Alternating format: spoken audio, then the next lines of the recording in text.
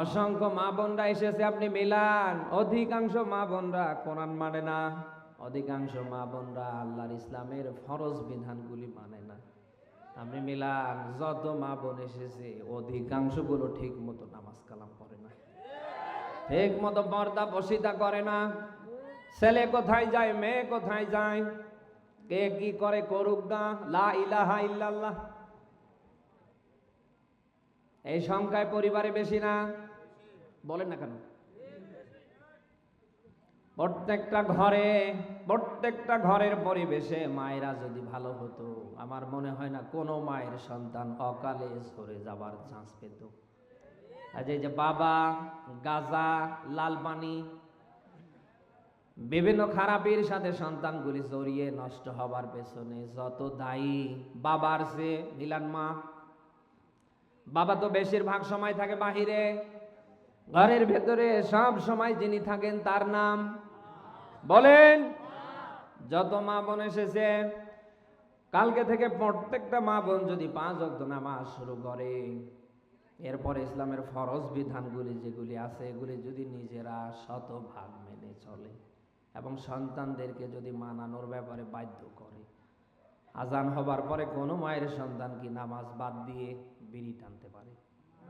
বলেন। কোন মা যদি কালকে থেকে পর্দাশীল হয়, আমি একজন মুসলমানের মেয়ে, আমি একজন মুসলিম নারী, আমি একজন মুসলমান পুরুষের স্ত্রী, ঘর থেকে বের হলে আর কিছু হোক না হোক অন্তত যেন আমার বডিটাকে আমি সেফ রাখতে পারি। কালকে থেকে প্রত্যেকটা মা বোন যদি বোরকা পরে ঘর থেকে বের হয়, কোরআনের মাহফিলে বলে গেলাম, এই পাবনা পুরো জেলায় আপনি অন্তত 8-7 কাট-সাট, এই যে মশারি মার্কা জামা পরা কোনো মায়ের সন্তানকে আপনি দেখতে পারবেন না। সন্তানরা যত শিক্ষা পায়, যত জায়গা থেকে সন্তানরা শিক্ষা লাভ করে, তার ভেতরে বেশি থেকে শিক্ষা লাভ করে মায়ের কাছ থেকে। মা যদি ভালো হয়, সন্তান মাস্ট বি ভালো হবে না, হবে না? এই জন্যই তো ডক্টর মোহাম্মদ শহীদুল্লাহ স্যার এই কথা বলছিলেন, আমাকে একটা শিক্ষিত মা দেয়া হোক, আমি তোমাদেরকে শিক্ষিত জাতি উপহার দেব। আজ আমার দেশের ঘরের পরিবেশগুলোতে মায়েরা যদি ভালো হতো, কোরআনের মাহফিল থেকে বলছি, একটা সন্তান সন্ততি অন্তত নষ্ট হবার চান্স পেত না।